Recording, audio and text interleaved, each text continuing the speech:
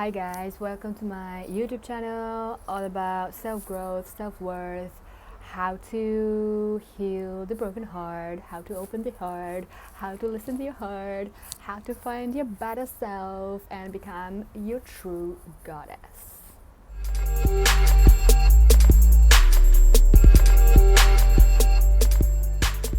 Today I'm talking about my addictive brain in a toxic relationship from my past, and why do we let them back in every single time? Why is it so difficult for us women? What is it actually happening behind the scenes, meaning in our brain?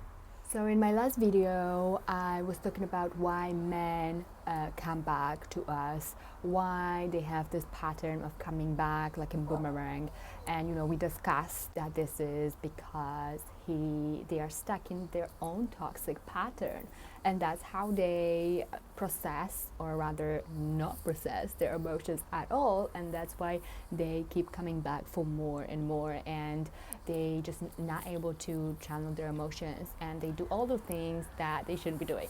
So in this video we are focusing on ourselves. So here's the thing: insecure relationships are addictive. They are addictive. And what's happening in our brain is basically toxicity. A bunch of chemicals attacking us, going up and down, and this is how we get addicted.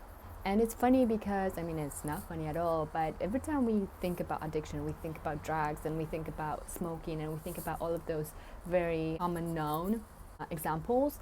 But being addicted to a toxic person, to a toxic relationship, it's as bad.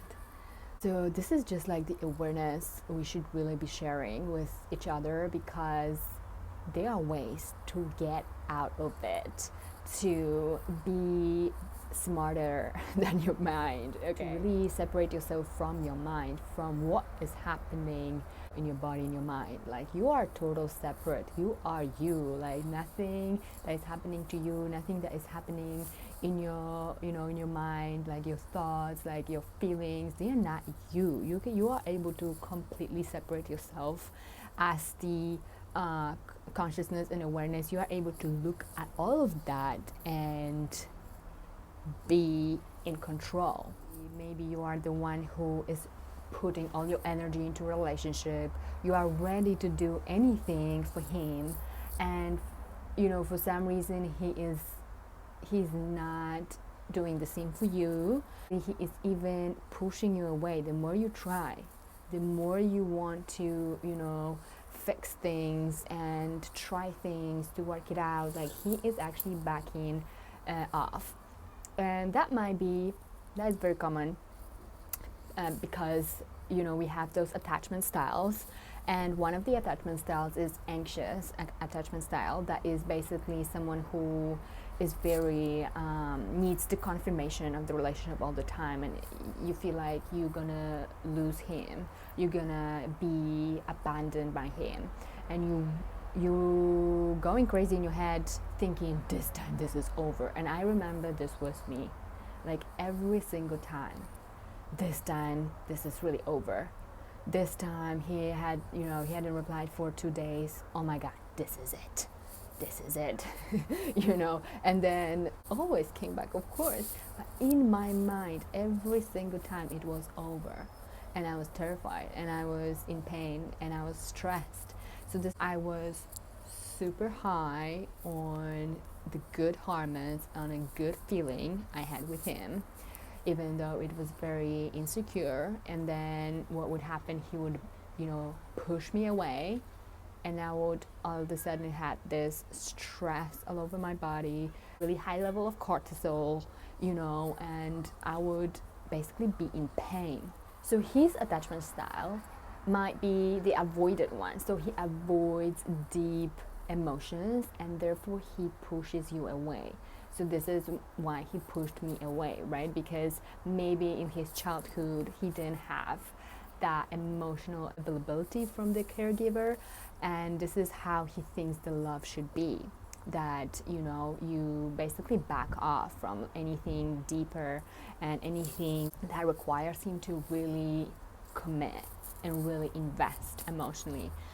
And this is very common for those two people to match and attract each other, so the anxious attachment style and the avoidant attachment style, because they are exactly the opposites.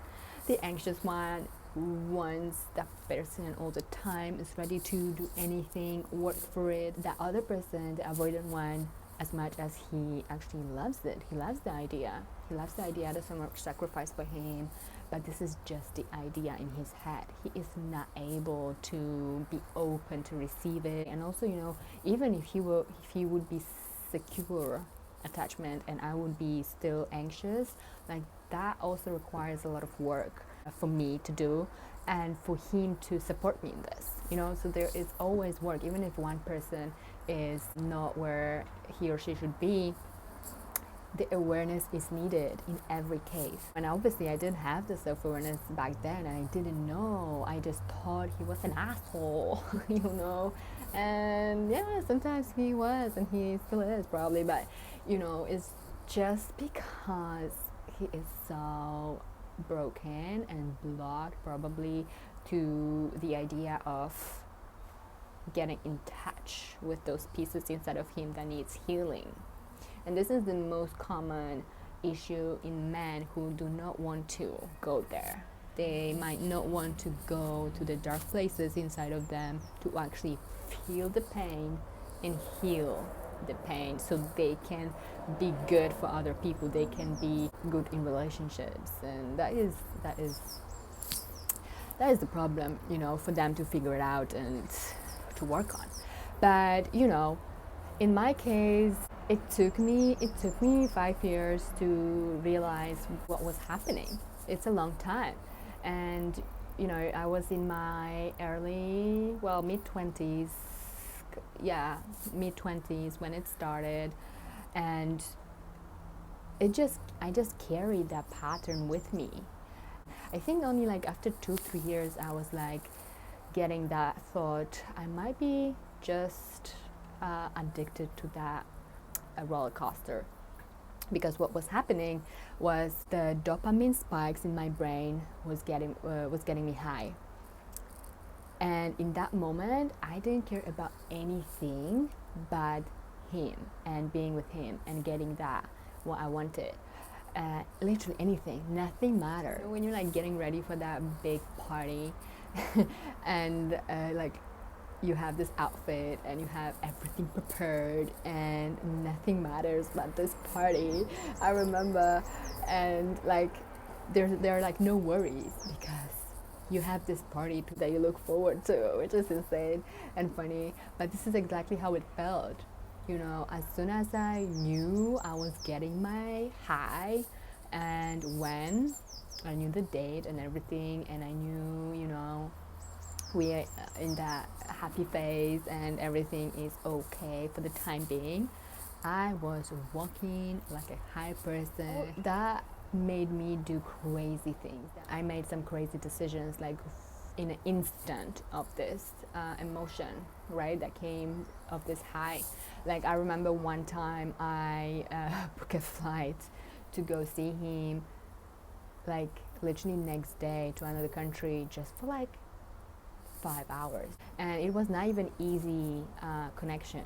I would have to like land, I would have to drive like 4 hours by car, rent a car, and then I would like have with him just 5 hours, and that was in the middle of the night. So I did that, and I did not even hesitate. And I remember my friend at the time, he was like dropping me off to catch a train to the airport, and he was like, wow, I can't believe what you are ready to do for a day. This funny thing, you know, people might think that, but it's not about his dick. It's not about the dick. You just do what your mind wants you to do, you know. And in my mind, all I wanted is to just see him. Maybe smell his skin. and that's it. I don't even want his but that obviously always is a nice addition. You know, I was always that person who said, I like bad boys, I only like bad boys, and this is what I like, this is what, you know, gets me going, this is what gets me excited. And do you know why? Do you know why? Because this is what happens in your brain. You're getting high like on drugs. This is why you like bad guys. If you think you like bad guys, this is why. Because you're getting high from dopamine spikes, then you're getting low and you're having the cortisol spikes, and you're feeling the withdrawal phase that is basically pain in your heart, but also physical pain. I had physical pain, basically like getting sick. My stomach was bugged, like my I could hardly function, you know, and go to work and pretend everything's fine. Like, it was a suffer. It was insane, you know.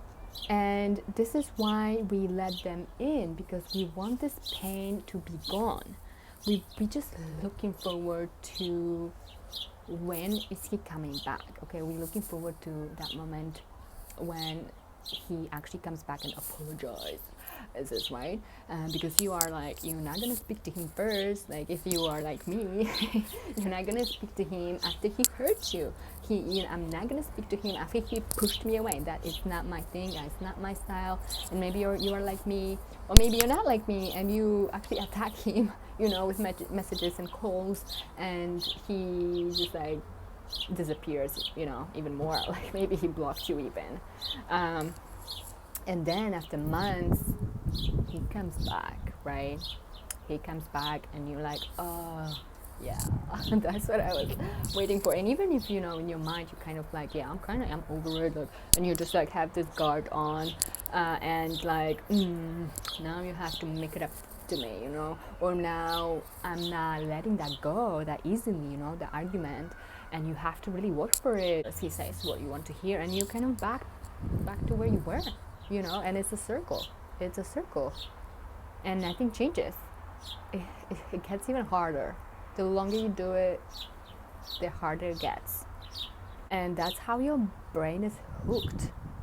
And if you're not gonna do the work to really identify the pattern, identify what is going on, really observing yourself, you know, doing that deep inner work, you will not be able to get yourself out of it. You always will feel like it's passion and love instead of, you know, what you really deserve, like safe, secure, passionate love that you deserve. This is not it. This is just toxicity in your brain, okay? And it's not okay for someone to lock your heart and then tear your heart like a paper every single time, and then he comes back for more, and then he does it again, and he comes back for more and does it again. It's not okay. And this is exactly what happens. He always comes back for more. He has those dopamine spikes too, and you like it too, because this is your high as well. And it's just like, you know, boom, boom, boom, high, low, low. Wow. This is exhausting. It's bad for your health. Obviously, it's bad for your body, it's bad for your mind, it's bad for your soul. It's soul sucking. We had this soul bonding sex, and he would like say that we are soulmates. And this is the thing I mentioned when I talked about love bombing, that they often say that just to get you hooked even more, like for you to think like this is so deep, and you might even feel like this is so deep, right? Because you have this passionate sex, and it feels like it's soul burning sex, and the fireworks, and it's just like next level shit. Your body produces oxytocin, which is that bonding chemical that bonds you to him. You know, when you feel that connection at your deeper level, at your core, and you just like, oh my god, you know, and then he disappears. Sometimes he comes back just to give you like crumbs of attention, depending whether he is in between other maybe women, and he just gives you like crumbs of attention just to keep you going, and then he leaves again, and then if you are not satisfied, then he comes back and gives you a little bit more to, you know, satisfy you again. And then when he actually wants your attention, he is fully back for a moment. I deal with the narcissistic behavior, someone that just cared only about himself. They make a decision based on their needs in that moment. They make a decision based on his emotions. It's all about him, and he's like a craver of attention. That's a very, very, very common trait. Craves the attention. You know, he has attention here, and he builds that bond with that woman, and then he goes to another, and he builds that same bond. He's like benefiting from all those connections. He does the same thing with everyone. The moment you feel that he's up to no good, and especially if he like pushes you away and disappears. Do you know why he disappears? To go and look for the attention to someone else who is more convenient to be with in that moment, more convenient to deal with, and you know, he missed whatever there, and right now, you know, he's closing whoever, let's say me, and you know, he will come back to me in a few months. It's just like a boomerang man. Very, very, very toxic, but you are involved with everything you have. You are involved in him, and yeah, this is why I do this work, because I just want to help as many women as possible to get out of it, to become aware, to take action, to, you know, unfuck yourself, because that's basically what we have to do. Fully unfuck ourselves, and forgive ourselves, you know, for those times that we really didn't see that and we just fell into that trap gracefully. So if that's you and you really feel powerless, because this is how you feel, powerless, you don't know what to do, how to even start, how to process those emotions. So the most important thing you can do for yourself is to work on your self-awareness. Reach out to people who have been through the same thing. What's the first step? You know, what is that you have to do, even if you are still so involved, you know, maybe physically and emotionally, or maybe only emotionally, or maybe only physically, and you're already kind of like, yeah, I'm done, you know, whatever that might be. This is how you're getting out. Like when I was getting out, other people were helping me, you know, but it takes for you to have that courage to say to yourself, yeah, this is it. I do not want to be addicted anymore. I know I'm addicted, but I do not want to be addicted anymore. So this is what it takes, you know, for you to actually start your inner transformation journey to get yourself out of it. You can book a call with me, free inner transformation call, and we can really see what's the first step for you.